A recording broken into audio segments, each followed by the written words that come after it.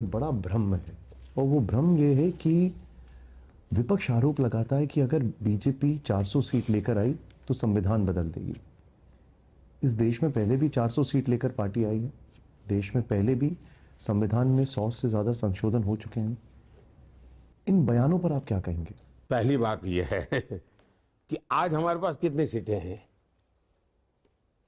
आज भी एनडीए के पास करीब करीब 360 सीटें हैं और एनडीए के सिवाय जैसे बीजेडी एनडीए में नहीं है तो उन सबको मिला ले तो आज भी हम करीब करीब 400 सीट के साथ ही बैठे हुए हैं पार्लियामेंट में। पिछले 5 साल से बैठे हुए हैं। अगर ऐसा कोई पाप किसी को करना होता तो उसी समय कर लेता। तो ये तर्क भी नहीं है, सत्य भी नहीं है। लेकिन ये क्यों करते हैं? क्योंकि उनके पास उनका इतिहास देख लीजिए साहब।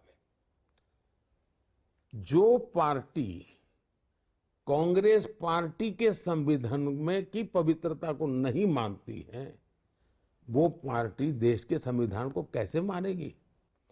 कांग्रेस पार्टी के संविधान की पवित्रता को नष्ट करने का काम इस परिवार ने किया है। उन्होंने संविधान की मर्यादाओं को तोड़ा है। कांग्रेस पार्टी ने ऑफिशियली राष्ट्रपति के उम्मीदवार तय किए थे संजीव रेड्डी जी को, ऑफिशियली कांग्रेस पार्टी ने, और उनकी पीठ में छुरा भोंक करके उनको हरा दिया गया था।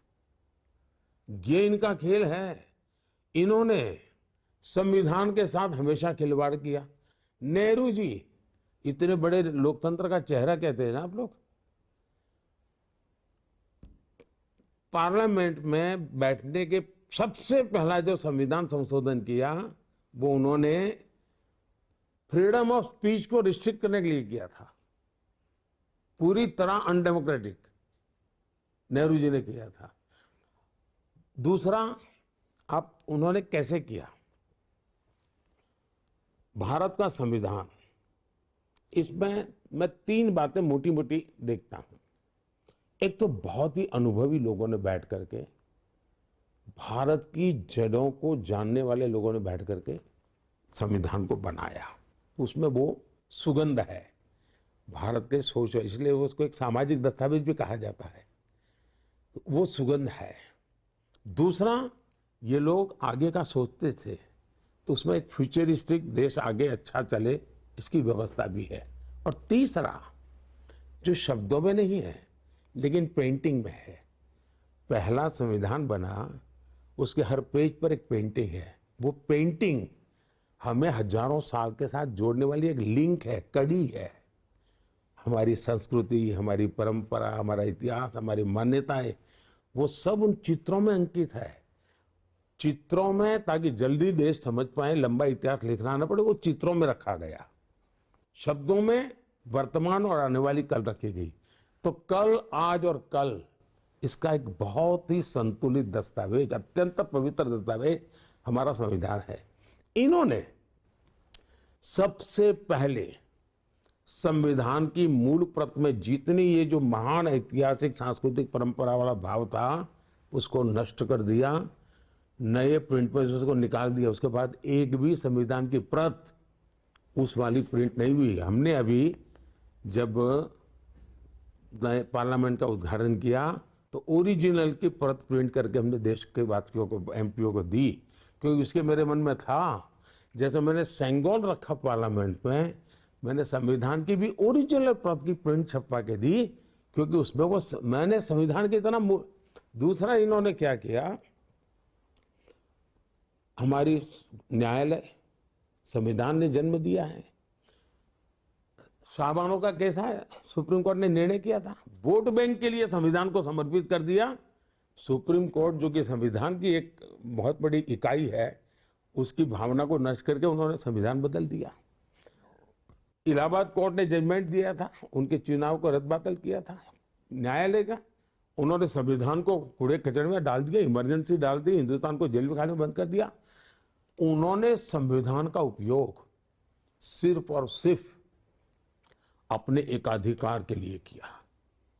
देश की सरकारों को 356 का उपयोग करके 100 बार 100 बार उसको खत्म किया इन्होंने, और एक प्रधानमंत्री ने अकेले ने 50 बार किया, और इन्हीं के परिवार ने की।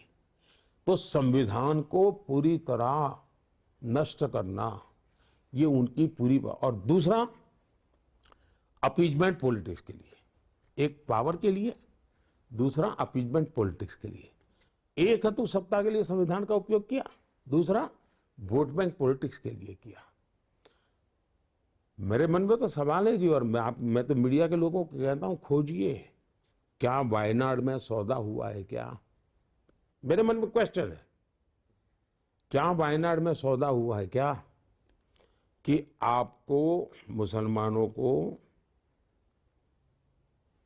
रिजर्वेशन में हिस्सा दिया जाएगा, बदले में वायनाड जिताओ? क्या ऐसा सौदा हुआ है क्या? बदले में देश में चुनाव जिताओ? क्या ऐसा सौदा हुआ है क्या? देश जानना चाहता है। और आज खेल क्या चल रहा है? आज खेल ये चल रहा है, एससी, एसटी, ओबीसी के जो संविधान में आरक्षण मिला हुआ है, उस आरक्षण को छीनने का तरीका ढूंढा जा रहा है, और वो धर्म के आधार पर आरक्षण देना चाहता है।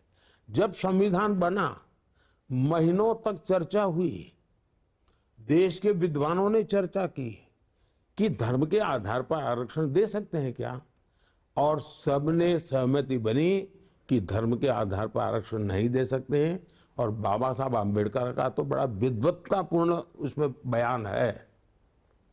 सबने बहुत सुविचारित मत रहा है देश में कि हमारे देश में धर्म के आधार पर आरक्षण नहीं देना चाहिए। ये धर्म के आधार पर आरक्षण देने पर टूटे क्यों? Vote bank politics.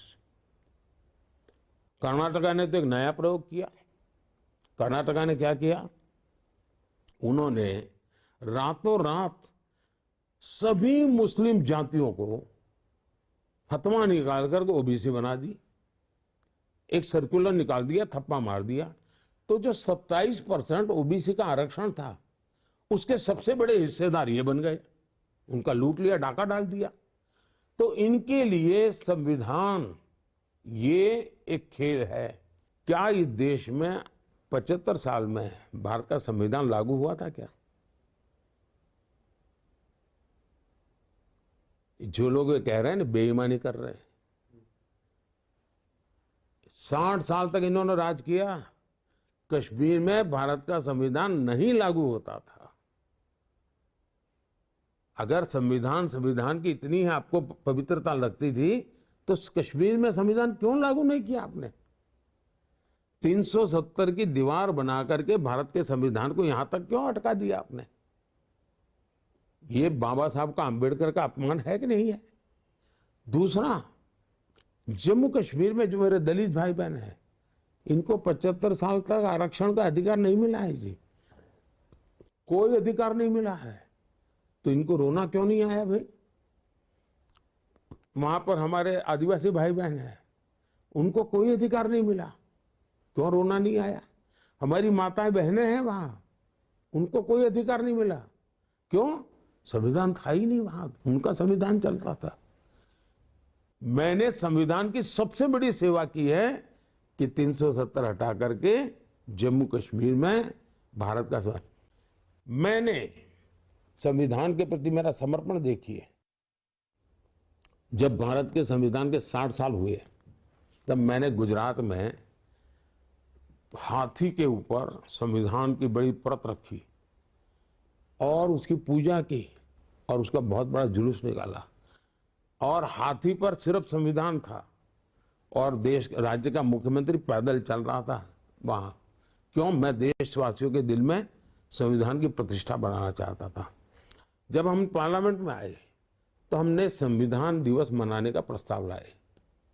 Congress party ने विरोध किया और कांग्रेस पार्टी के नेता, जो आज कांग्रेस पार्टी के अध्यक्ष हैं, उन्होंने बयान दिया पार्लियामेंट में कि 26 जनवरी तो है, संविधान दिवस की क्या जरूरत है? मेरे लिए संविधान हर स्कूल में चर्चा का विषय होना चाहिए। हर बच्चे के दिल में संविधान की पवित्रता की चर्चा।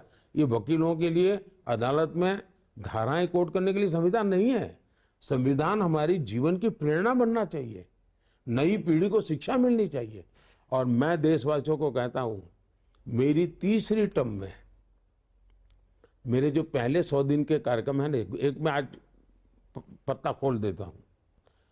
पहले 100 दिन में मेरा एक काम ये रहेगा कि संविधान के 75 साल को साल भर ऐसे मनाऊंगा अब तो, क्योंकि इतना झूठ बोल रहे हैं लोग, ताकि देश संविधान की पवित्रता को समझे, संविधान के महात्मा को समझे। हाँ, मैं संविधान में जितना अधिकार की चर्चा होती है, मैं कर्तव्य की भी उतनी चर्चा करना चाहता हूँ, क्योंकि देश में कर्तव्य भाव भी जगाना चाहिए। तो मैं संविधान में अधिकार के साथ साथ कर्तव्य भाव को बल देने वाली बात आने वाले 1 साल देश में जम करके चलाने वाला हूँ। एक